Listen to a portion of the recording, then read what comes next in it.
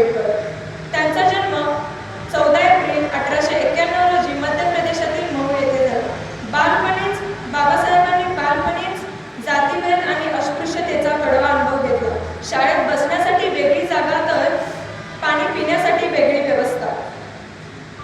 आणि आपल्याला साधा शिक्षकांनी शाळेत ओरडलं ते पण आपल्या भल्यासाठी, तर लगेच घरी तक्रार, मी नाही जाणार त्या शाळेत। पण बाबासाहेबांनी कधी हार नाही मानली। त्यांनी अथक परिश्रमाने उच्च शिक्षण घेतले। कोलंबिया विद्यापीठ व लंडन स्कूल ऑफ इकॉनॉमिक्समध्ये अर्थशास्त्र, कायदे व राजकीय शास्त्र या 2 विषयात डॉक्टरेट मिळवले। ते जगातील पहिले भारतीय होते ज्यांनी 2 विषयात डॉक्टरेट मिळवले। आपल्याला त्यांच्यासारखं व्यक्तिमत्व घडवण्यासाठी डोळे बंद करून नाही तर डोळे उघडे करून स्वप्न पाहावे लागते। डॉक्टर बाबासाहेब म्हणायचे, शिक्षण हे वाघिणीचे दूध आहे आणि जो ते प्राशन करेल तो गुळगुळल्याशिवाय राहणार नाही। त्यांनी अत्यंत कठीण परिस्थितीत परदेशात जाऊन उच्च शिक्षण घेतले आणि हे सिद्ध केले की ज्ञान हेच प्रगतीचे सर्वात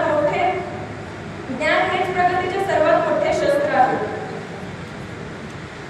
ज्या काळात अस्पृश्यतेने आणि विषमतेने समाजाला ग्रासले होते त्या काळात त्यांनी दीनदलितांच्या न्यायासाठी लढा दिला। तर मग ते महाडचा 14 तळे सत्याग्रह असो वा काळा राम मंदिर प्रवेश, त्यांनी माणसाला माणूस म्हणून जगण्याचा अधिकार दिला। महिलांच्या संदर्भात देखील त्यांनी मोठे योगदान दिले। महिलांना वारसा हक्क व शिक्षण आणि स्वातंत्र्य मिळवण्यासाठी कायदे तयार केले। त्याशिवाय अनेक चळवळी उभारवल्या।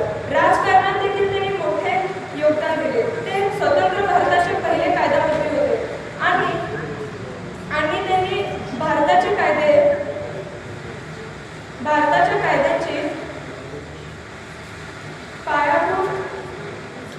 कायद्यांची मजबूत पायाभरणी केली।